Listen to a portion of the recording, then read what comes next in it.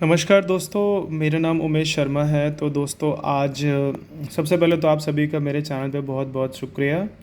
और जिस तरीके से आप परफॉर्मेंस दिया, जिस तरीके से आपके रिस्पॉन्सेज मुझे मिल रहे हैं, तो बहुत अच्छा लग रहा है देख के। तो गाइज़ आज मैं आपके साथ एक बोर्ड है जो आपका H P Elite Book G1 series का बोर्ड है, जो कि मैं आपको बताऊं तो ये जनरली i5 का फोर्थ जनरेशन में यूज़ होता है। लेकिन इस बोर्ड का मैं ओवरव्यू आपको इसलिए देने वाला हूँ क्योंकि ये कोई नॉर्मल बोर्ड नहीं है, और इसका अगर आप देखेंगे इसके फीचर्स फंक्शंस तो बहुत डिफरेंट है। और जैसे कोई जो नए यूज़र्स हैं या जो नए जो भी लड़के लैपटॉप रिपेयरिंग का कोर्स कर रहे हैं या सीखने की कोशिश कर रहे हैं, तो उनके लिए इसका स्कीमेटिक रीड करना which is one of the difficult task मैं अगर बताऊँ तो, क्योंकि इसका इंटरफेस, इसका ब्लॉक डायग्राम, इसका पावर सीक्वेंस, सब में थोड़ा थोड़ा डिफरेंस है एक्चुअली। इसके जो जो भी सिग्नल के अगर मैं नाम बताऊँ आपको, इसका जो सरफेस है वो अगर आप देखेंगे, देखिए बोर्ड को ही आप देखिए, अगर आप देखिए, आप स्टार्टिंग का देखिए, आप थोड़ा सा ये आप देख के थोड़ा आपको लग रहा होगा कि बहुत इजी है, लेकिन इजी नहीं है। मैं इसको बैक साइड में लेके चलता हूँ आपको। तो आप देखिए बैक साइड में कितनी चिपें लगी हुई हैं। आप देखेंगे एक ये चिप लगी हुई है, एक ये चिप लगी हुई है, एक ये चिप लगी हुई है। तो इसको तो ऐसा ही हो है, लेकिन ऐसा ही भी इसमें SMSC की है, ठीक है। इसमें भी ऐसा ही हो, दूसरी ऐसा ही हो, ठीक है। आप देखेंगे ये चिप है, ये चिप है, ये चिप है, ठीक है। उसके बाद आप देखेंगे तो ये एक आईसी है। अब ये आईसी किस चीज़ की है वो तो आपको देखने पे पता चलेगा, बट लेटर ऑन मैं आपको बताऊंगा कि इसमें मेन मेरा कॉन्सेप्ट क्या है बताने का, ठीक है। अब ये बोर्ड का थोड़ा काम करने का सिस्टम भी अलग होता है। इसका अगर मैं आपको पार्ट नंबर बताऊं तो ये इसका पार्ट नंबर है, देखिए 6050A256021 MB-A02। तो HP लाइट का 840G1 का ये अच्छी सीरीज़ है। ये ज़्यादातर ये कॉर्पोरेट में यूज़ होता है, और इसमें सिक्योरिटीज़ बहुत हाई है, फंक्शन बहुत डिफरेंट है। तो मेरा मेन पर्पज़ इस बोर्ड के बारे में आपको डिस्कस करने का या बताने का कि आप सोचेंगे कि जैसे नॉर्मल बोर्ड अगर आप कर रहे हैं, जैसे कोई भी अगर आप बोर्ड कर रहे हैं चिप लेवल का, उसके स्कीमेटिक में इसके स्कीमेटिक में बहुत फ़र्क होगा। हालांकि कॉन्सेप्ट तो एक ही होता है, लेकिन सिग्नल के नाम थोड़ा सा डिफरेंस तो है, क्योंकि उसमें क्या था कि आपके पास चार्जिंग आईसी, 3 5 आईसी, फिर आपका रैम सेक्शन, फिर रन सेक्शन, फिर आपका कोर सीपीयू, ये सारी सप्लाई मिलके आपको 6 7 सेक्शन पे काम करना होता था। इसमें भी वही है, लेकिन थोड़ा सा इसमें एडवांस है। आप देखेंगे तो यहाँ पे आप देखिए इस वाले बोर्ड का एक अलग फीचर ये है कि आप देखेंगे कि पहले क्या था। आप दूसरे बोर्ड में अगर मैं आपको बताऊँ तो जैसे आप पावर इंजेक्ट करते हैं, ठीक है, एक आरटीसी आपका पहली सप्लाई बन जाती है, ठीक है, जिसमें कि आपका पीसीएच और सीमोस से बनती है, ठीक है। उसके बाद क्या होता है कि जब आप बोर्ड में पावर इंजेक्ट करेंगे तो आपका एलडीओ मिलता है सीमोस को, ठीक है। पीसीएच जो है पीसीएच को भी एलडीओ जाता है, ठीक है।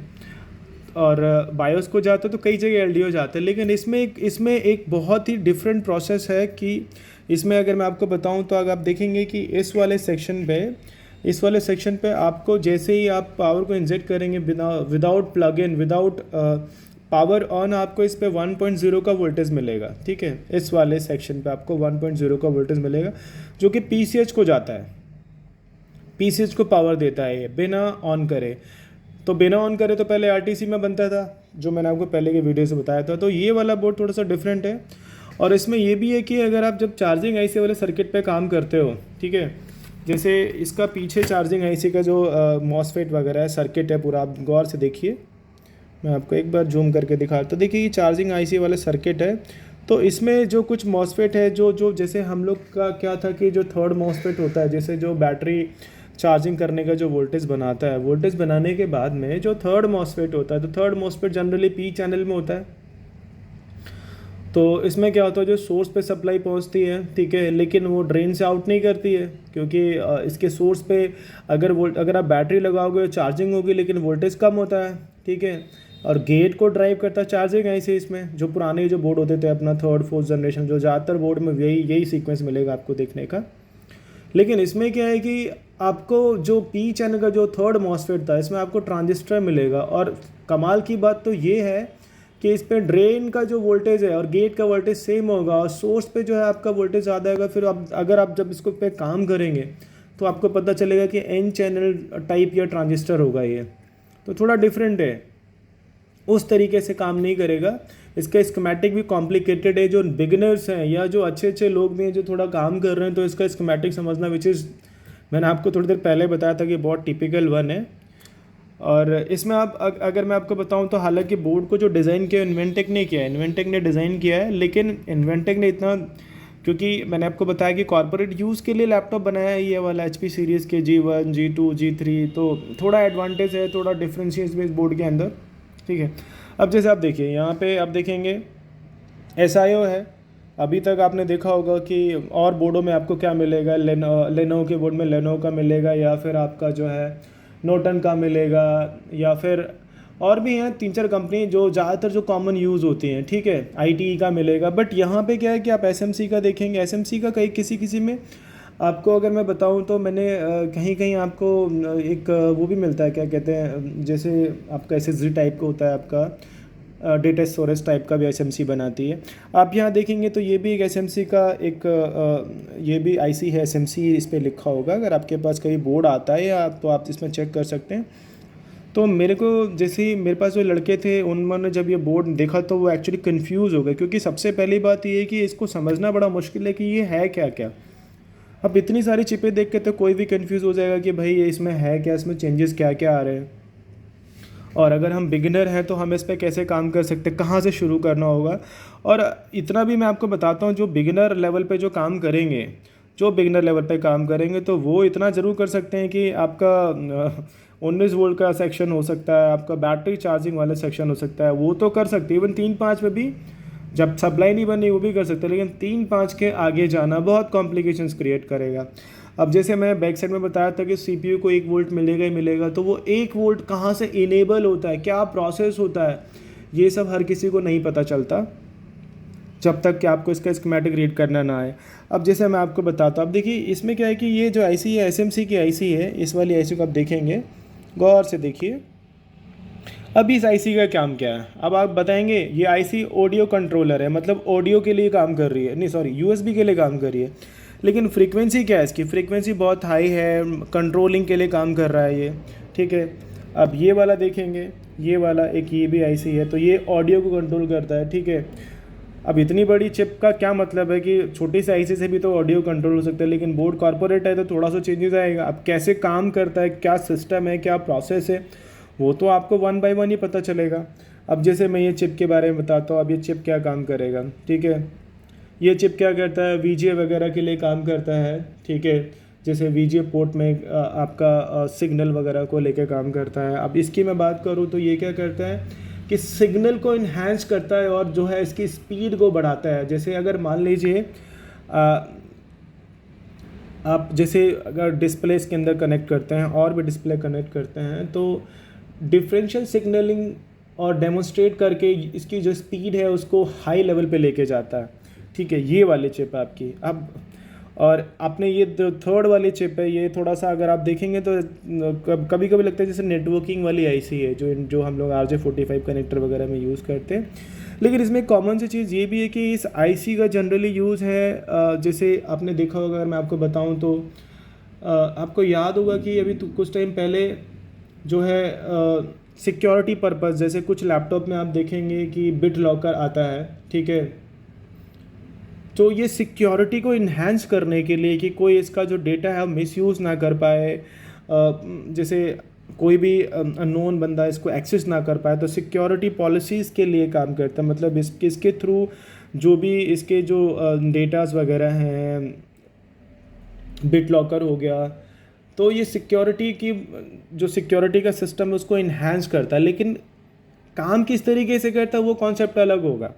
तो आप देखेंगे कि इन चीज़ों को देखने के बाद में क्या होता है कि बड़ी कन्फ्यूज़न होती है लोगों को, जो नए लड़के हैं, या इवन जब मैंने भी स्टार्ट किया था, आज की बात नहीं कर रहा हूँ, तो मुझे भी बड़ा अचंभव सा लगा था कि इसको हम ट्रेस कैसे करेंगे, आखिर क्या करना पड़ेगा जिससे कि हम इसको 1 बाय 1, कि किसी का भी दिमाग तो कहीं ना कहीं चकरा ही जाएगा कि भाई ये तो बहुत एक अलग तरह का बोर्ड लग रहा है। देखिए आप बोर्ड का भी इंटरफेस देखेंगे तो थोड़ा सा डिफरेंट है, ठीक है। लेकिन मुश्किल नहीं है, इंसान कर सकता है, लेकिन कॉन्सेप्ट आपको पता होना चाहिए कि कॉन्सेप्ट पे काम किस तरीके से करना है। लेकिन इतना ज़रूर मैं आपको बताऊंगा कि उस तरीके से कॉन्सेप्ट नहीं है इस बोर्ड का, थोड़ा डिफरेंट कॉन्सेप्ट है। और अगर मैं आपको स्कीमेटिक की तरफ इसका लेके चलता हूँ तो मैं थोड़ा सा आपको स्कीमेटिक दिखाता हूँ, तो स्कीमेटिक से आपको ये ज़रूर समझ में आएगा कि मैं जो बोलना चाह रहा हूँ वो किस तरीके से। इसका स्कीमेटिक भी रीड करना आसान नहीं है नए लड़कों के लिए। देखिए आप, जैसे मैं आप स्कीमेटिक ही दिखाता हूँ आपको, ठीक है। अब आप देखिए इसको स्कीमेटिक में, स्टार्टिंग से स्टार्ट करते हैं एक बार। पूरा स्कीमेटिक पढ़ाऊंगा नहीं मैं आपको, स्कीमेटिक का सेशन लेना है अगर आप चाहते हैं कि मैं इसके ऊपर आपका वीडियो बना स्कीमेटिक के ऊपर, तो 1-2 सेशन में ज़रूर आपका कवर कर सकता हूँ। जैसे कि आपका चार्जिंग हो गया, क्योंकि एक 20 मिनट या 25 मिनट या आधे घंटे की वीडियो में पूरा बोर्ड तो कवर नहीं हो सकता। तो 1-2 ज़रूर मैं आपके लिए जो मेन अगर आपको लगेगा कि किस पे मैं आपको स्कीमेटिक रीड कराऊँ, कौन से सेक्शन पे, तो वो मैं ज़रूर आपको करा सकता हूँ। तो अब देखिए मैं इस पर आपको कुछ चीज़ें दिखाता हूँ। अगर आप बोर्ड की तरफ देखें, इस पर आप स्कीमेटिक में देखिए, आप गौर से देखिएगा। तो ये तो इसका फर्स्ट पेज हो गया, ठीक है। अब फर्स्ट पेज के बाद में आप ये देखिए किस तरीके से इसके, ये देखिए नाम देखिए इसके। आप थोड़ा मैं इसको और जूम कर लेता हूँ ताकि क्लियर हो पाए आपको। अब देखिए ईडीपी पैनल, ये इसका ब्लॉक डायग्राम है, ठीक है। LVDS panel, EDP VDS controller, फिर डीपी डॉक, डीपी 1.2 डीमक्स डीएमयूएक्स करके, सीआरटी डीपी सीआरटी कंट्रोलर। कुछ चीज़ें बहुत डिफरेंट है जो नॉर्मल बोर्ड में आपको नहीं मिलती हैं, ठीक है। इवन अगर आप 11th जनरेशन का बोर्ड भी करेंगे तो उसमें भी आपको जो है इस तरीके से, इतने टिपिकल तरीके से तो डिस्क्रिप्शन नहीं मिलेगा आपको। आप यहाँ पे देखिए M SATA module, accelerometer, thermal sensor, NFC, M SATA module, USB port X3, USB 3.0। तो बहुत से चेंजेस आएंगे इसके अंदर, ठीक है। अब थोड़ा सा मैं नीचे चलता हूँ, अब मैं आपको और दिखाता हूँ इसमें नीचे क्या होगा इसके अंदर। ये इसका जो है टेबल ऑफ कंटेंट है कि इसमें सबसे पहले आपका project name, block diagram, table of content, मतलब सीरीज वाइज पेज में क्या क्या होगा इसके अंदर। Power block diagram, system power charger, ये अलग तरीके से थोड़ा सा इसका स्कीमेटिक डिज़ाइन किया हुआ है। आपको पढ़ने में भी बहुत टिपिकल होगा अगर आप स्कीमेट। अब देखिए इसका ये आपका, जैसे हम लोग बोलते हैं DC इन सेक्शन, ठीक है। तो अब इसका देखिए अडाप्टर 90 वाट, ठीक है। फिर limit signal, OCP, ADP enable, OCP OC hash, charger date slash DAT, charger clock, second battery, main battery. तो इसको अगर आप ओवरऑल देखेंगे तो थोड़ा टिपिकल तो लगेगा ही आपको, क्योंकि इसका प्रोसेस भी पढ़ने का थोड़ा डिफरेंट है। हालांकि तरीका वही है, लेकिन आपको कुछ नाम पता होना चाहिए और ये कम्युनिकेशन किस तरीके से होता है। उसके अलावा अगर आप नीचे जाएंगे थोड़ा सा, जो मैं आपको कुछ चिप के नाम बता रहा था, जो ऑडियो कंट्रोलर है, जो आपका सिक्योरिटी पर्पज़ के लिए यूज़ किया जाएगा, जो चिप है वो किस तरीके से काम करता है, तो वो तो और टिपिकल वन है। तो मेरा सबसे पहले ये है कि ऐसा ना हो कि अगर आपके पास, जिन्होंने कर लिया उनको तो खैर पता है, और जो नए लोग हैं क्योंकि उनको थोड़ा आइडिया नहीं है, या फिर अगर उनको डर लगे तो डरना नहीं है आपको। और ऐसा भी नहीं है कि आप ये नहीं कर सकते, बट होता क्या है कि थोड़ा टाइम लगता है चीज़ों को समझने में। और एक बार अगर आपने इसको समझ लिया तो बड़ी आसानी से इस पर काम आप कर सकते हैं। लेकिन आसान नहीं होने वाला मेरे भाइयों, ये इतना आसान भी नहीं है, क्योंकि थोड़ा सा दिमाग आपका घूमेगा। पर मज़ा तभी आता है जब आपको टिपिकल टास्क करते हो। देखिए आप, और इस पर अगर आपको, जैसे इसका 19 वर्ड का सेक्शन अगर आपको पढ़ना है या 3 पास का पढ़ना है, तो आप चाहो तो मुझे कमेंट में आप मुझे मैसेज कर सकते हो कि अब मैं इसका सेक्शन बताऊं आपको। तो जब मैं इसका आपको 19 वर्ड सेक्शन या 3 पास सेक्शन पढ़ाऊंगा, या RTC सेक्शन इसका मैं जब पढ़ाऊंगा, then you get to know कि जो मैं बोल रहा हूँ उसमें कितनी रियलिटी है। और एक्चुअल में आपको थोड़ा सा समझने में दिक्कत होगी, एक बार में आपको समझ में नहीं आने वाला है अगर आप बिगिनर हैं, स्कीमेटिक अभी रीड ही करना सीख रहे हैं तो।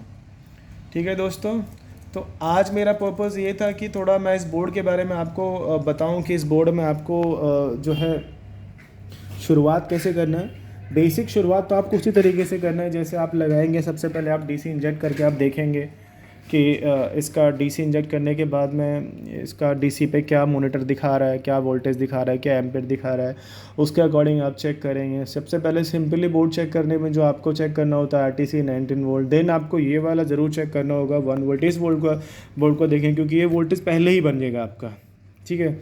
ऐसा ना हो कि आप सोचें कि जो है ये नहीं बन रहा तो फिर मतलब अगर ये नहीं बनेगा तो समझ लो कि प्रॉब्लम तो शुरू में ही आपको मिल जाएगी। लेकिन अब ये इनेबल कैसे होता है, इसको इनेबल होने के लिए क्या इसकी रिक्वायरमेंट क्या क्या है, SIO किस तरीके से काम करता है इस बोर्ड के लिए, तो ये सारी चीज़ें हैं जो इस बोर्ड पे आपको करनी पड़ेंगी। टिपिकल तो नहीं है लेकिन हाँ थोड़ा कॉम्प्लिकेटेड है, फीचर्स थोड़े एडवांस है इसके। और इसके अलावा अगर जैसे आप 10th और 11th जनरेशन का भी स्कीमेटिक पढ़ोगे तो इसके कंपैरिजन में वो थोड़ा इजी लगेगा आपको, थोड़ा इजी है भी जिनको पढ़ना आता है। तो भाइयों आज की वीडियो में सिर्फ इतना ही मुझे बताना था कि इस बोर्ड को अगर आप देखेंगे तो बोर्ड को समझ गए होंगे, और अगर इसका स्कीमेटिक आपके पास है तो आप डाउनलोड करके इसको पढ़ना शुरू कीजिए, क्योंकि इसमें बहुत प्रॉब्लम्स आने वाले और थोड़ा टाइम लेगा। लेकिन आई कैन अश्योर यू कि अगर आप ये पढ़ लेंगे इसका स्कीमेटिक इस बोर्ड का, तो डेफिनेटली फिर आप किसी भी बोर्ड को आप आराम से इसको पढ़ के आराम से कर सकते हैं। तो दोस्तों आज की वीडियो के लिए बस इतना ही था, और अगर मेरी वीडियो आपको पसंद आ रही हो मेरे भाइयों तो प्लीज़ मेरे वीडियो को लाइक एंड सब्सक्राइब कीजिए, क्योंकि अभी जैसे जैसे आपको मैं वीडियो बनाऊंगा तो उसमें आप बहुत कुछ ऐसा सीखने वाले हैं जो शायद आपको कोई बताएगा भी नहीं, और जिस कॉन्सेप्ट पे मैं बताऊंगा उस कॉन्सेप्ट पे तो कोई जल्दी आपको बताएगा नहीं। तो जुड़े रहने के लिए ज़रूर मेरे चैनल को लाइक एंड सब्सक्राइब कीजिए, और बहुत बहुत धन्यवाद आप सभी का।